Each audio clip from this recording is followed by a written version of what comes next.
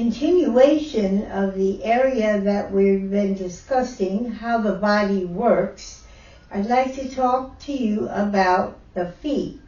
We have stated that the feet is where everything starts to do the movement.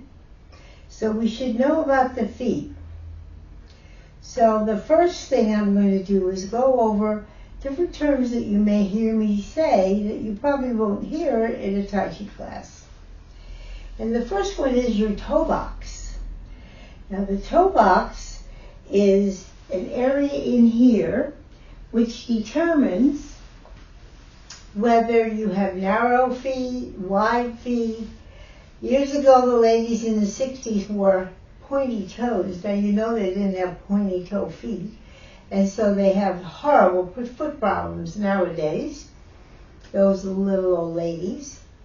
And I have a wide foot, so I have a big toe box. And if you have a wide foot and you buy a narrow toe box, it's going to squeeze, and it's probably going to give you some ingrown toenails or some big pressure on your big toes. That really, really hurts. I've had it. When you go to the podiatrist because you start having foot problems, plantar fasciitis is a common one, heel spurs, you will learn an awful lot about it and you will want to pay attention. Years ago, when we first started, everybody wore the little black slippers that you go to Chinatown, and I lived in New Jersey, so people went into Manhattan and they used to come back with all shoes for everybody, and they were only cheap, $5 or less. And we wore them, but they had no support whatsoever. They were really totally improper for as you got older. You could probably get away with pretty much anything when you're between 20 and 30, and after that you really have to watch out.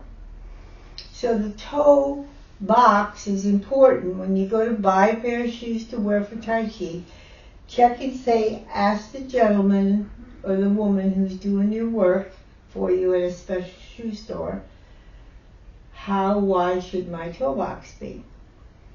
Now the second thing is, you have toe pads or cushions.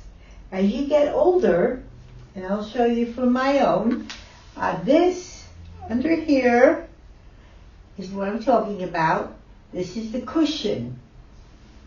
Mine's flat practically, because you lose all of the skin here, all of the nice firm cushioning here. And therefore, it would be the best thing for you is to wear a toe support, a cushion support. And I brought some show and tell, lots of different things for the cushions and also for the heels.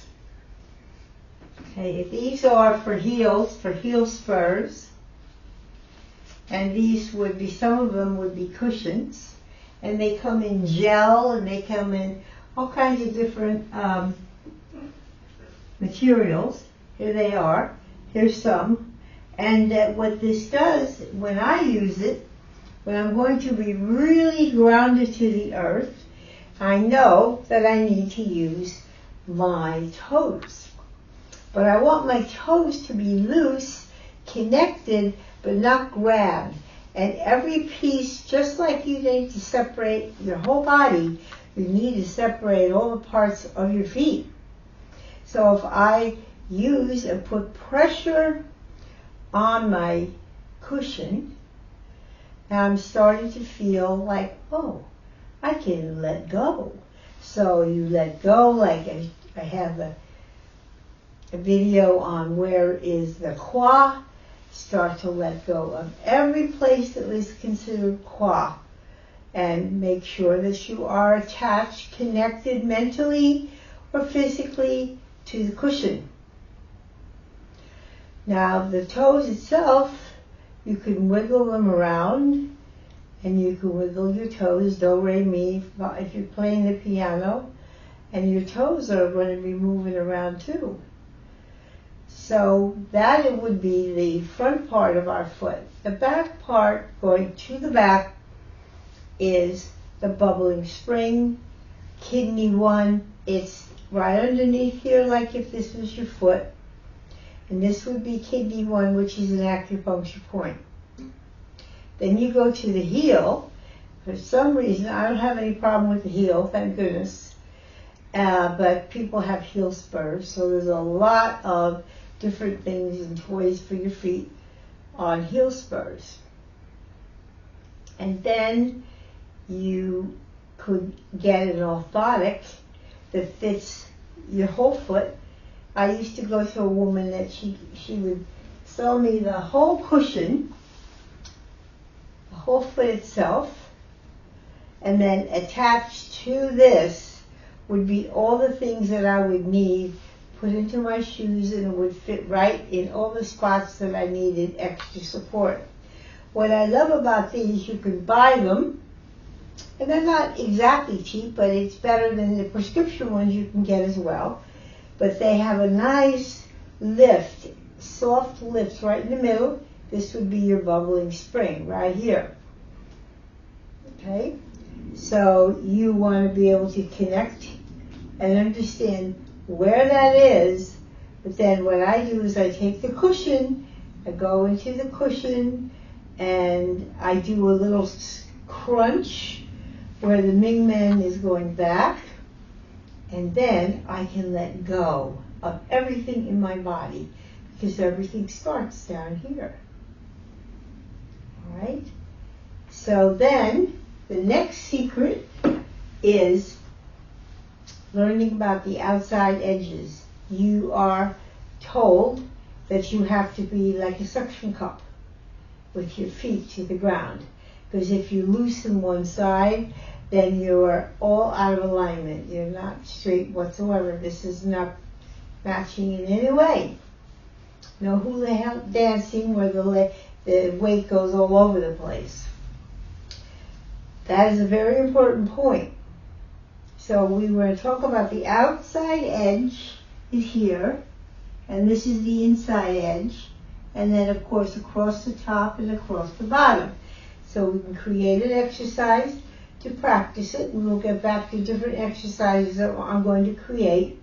Is my job in all of this videotaping is to come up with little practice exercises for everyone, and then the big concepts, Master Ching, Joe Eber, are the ones that will talk further about it. But I try to show you the small things. So if we want to find out how to drop one hip, if you go over to this side, your weight is more on the outside edge, and on this one, this would be dropped inside edge. And so you would feel, put the weight on the cushion, this would be great. Okay, and now we'll just go on this side, the weight is on that outside edge, and then this one, drop it, and on the inside edge, you could feel it. So to do an exercise for this, you first go around the outside edge with both of them. Back, across, forward, across, back, and just do it in one direction. And then you will go in the other direction. Anything for you to become aware of what it is you're doing. Okay, now we can go from one toe and to a diagonal. Up and then back on the diagonal. Forward, back on the diagonal. So you can make X's in the middle, and you can become aware of where you're moving. And in the meantime, as you see, when you're doing this, you make the space smaller. The X's start to become little circles. So this one way to get you started on how to make circles with your feet, how then you can feel, oh, when that's happening, my ankles are making a circle. And then my quads making a circle. So it starts right at the toes, the outside and the inside edges. And that is very, very cool.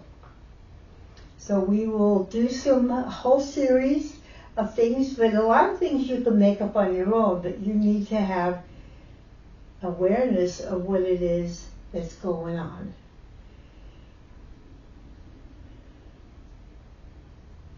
Thank you.